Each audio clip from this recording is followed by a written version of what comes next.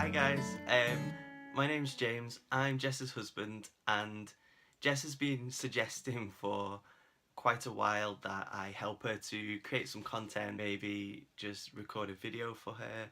So, I mean, although she has been quite subtle in how she's been suggesting, I thought that I would give it a go and see if it works. So what I'm going to talk about, I'm just going to talk about how I got into reading, the first books that I kind of fell in love with, and if that's of any interest to anyone, then feel free to listen. So I used to read a lot when I was younger.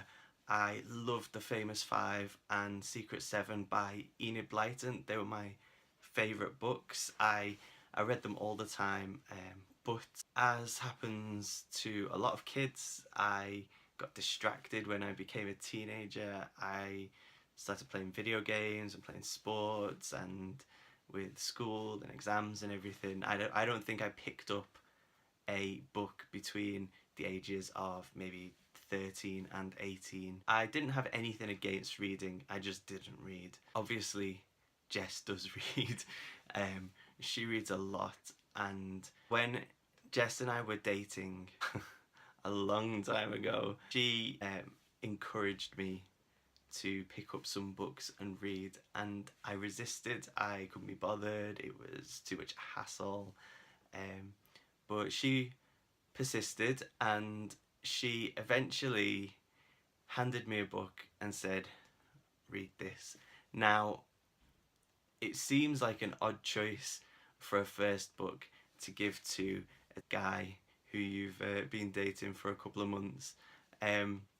Now, she either just took a lucky guess, or she knows me more than I care to admit that she should, but it wasn't Dan Brown or John Grisham, or, you know, it wasn't one of the kind of classic guy books that you might expect. It was a book called The Crocodile on the Sunbank by Elizabeth Peters, and it was a murder mystery set in Egypt around the turn of the century,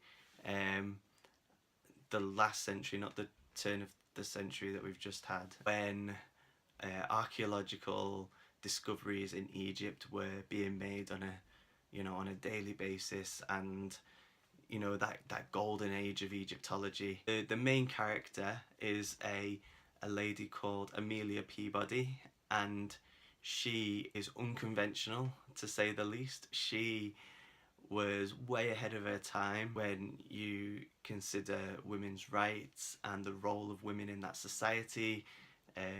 She was written as a strong female character who used to go about bashing people on the heads with her parasol. She was an avid Egyptologist, and she goes over, and in some ways it's a classic murder mystery with cursed mummies and mysterious deaths, and it all turns out to have a very rational explanation. Fairly formulaic, but just really, really well written, great characters, light-hearted, funny, and the Amelia Peabody books come, I think, I don't know, there's like 10 or 15 of them, and I just devoured them. I went straight through the whole series whenever I could, and I just really enjoyed them. The next books that I started reading and got really into, again a long series but much more widely known, was the Sharp books by Bernard Cornwell. I actually borrowed them from my father-in-law, and they've been made into a TV show with Sean Bean, which I love, and yeah, maybe it's the nerd inside me, but I just loved reading about that time period. Bernard Cornwell researches his books really, really well, and he brings the battles to life. I do not read non-fiction books around this subject. It is not a subject that I have a great interest in. I'm not a historian, but I just find it fascinating, and the way that he writes and the way that he has taken his character Sharp and made him influential in all these different battles, throughout the Napoleonic Wars, I just think is really brilliant. One of the other brilliant things about the Sharpe books is how over a series of books, Bernard Cornwell, he creates this bond, and he builds this brotherhood of characters who you've seen from book 1 through to book X, whatever it is, and you see them grow together as a team. You know, to begin with, they, in the first book, Sharpe is brought in as the leader of the Rifles, the 95th Regiment, and they don't trust him, they don't want him, but he proves himself to them, and over the course of the books you can see how that relationship builds, and how as a team they become an effective and deadly force for the British Army, albeit a fictional one. But I just think it's fascinating, really well written, and a great read for anyone who's into historical fiction. Talking of historical fiction, it leads me nicely into my next favourite books, and they are Anything by Conor Gulden. Ba-doom. This is The Death of Kings, so it's the second one in the Julius Caesar series, because the first one has been lent out to someone, but his characters are just so engaging. The two series of his that I love, the Caesar ones and the Genghis Khan ones, they took the historical fiction genre for me to another level. I think Conor Gulden is the master of taking you through from a character's childhood and showing how they're fictionalized, filled in, made up childhood that he invents, but he takes that and he permeates those experiences, and the stuff that you read in the first book carries through, and he just builds such a rapport with the characters, and he makes you want to root for them even when they are doing despicable stuff. I think that is such a skill that he has, and like I said, it kind of blows open the historical fiction genre for me. I've read quite a lot of historical fiction over the last kind of 8 years. Robert Lowe, Julian Stockwin, Bernard Cornwell, Conor Gulden, Simon Scarrow. So it could be said that my experience with books has kind of gone in two directions. So I think I've kind of covered the historical fiction direction. I love it and it's brilliant, but I also have, like many other people, fallen for the kind of fantasy books that started with this one right here.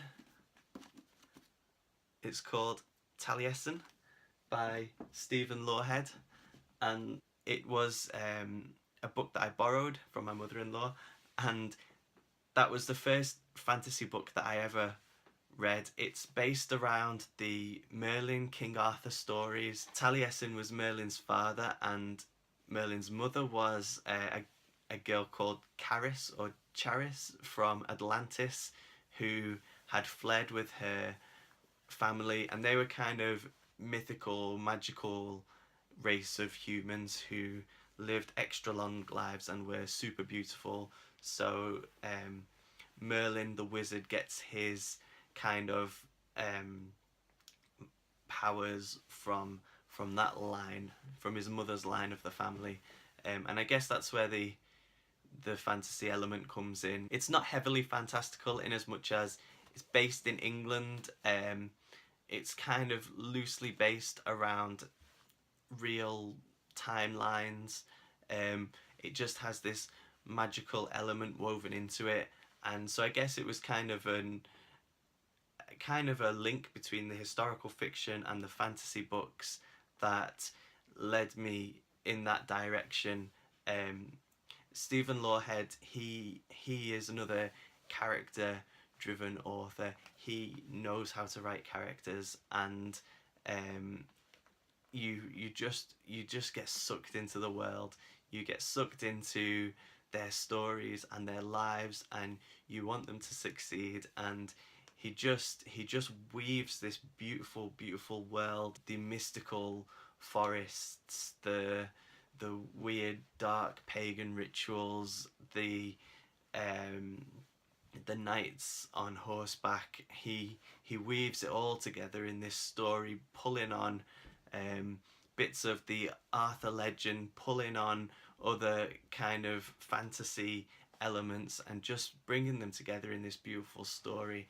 Um, and I just really love it, and it opened my eyes to the fantasy world. Now I love reading fantasy books. So if I was to say what kind of books I enjoy reading now, um, I love I love fantasy. The insanely popular um, Mistborn series is probably the most recent one that I've read that I've absolutely loved. I also love historical fiction, so those are my two kind of go-to genres. Next, hopefully, I would really like to read the Hornblower series. Again, it's quite old. I have read the first one or two books, but I need to get hold of the rest of the series. I cannot wait for the next Wax and Wayne book to come out this year.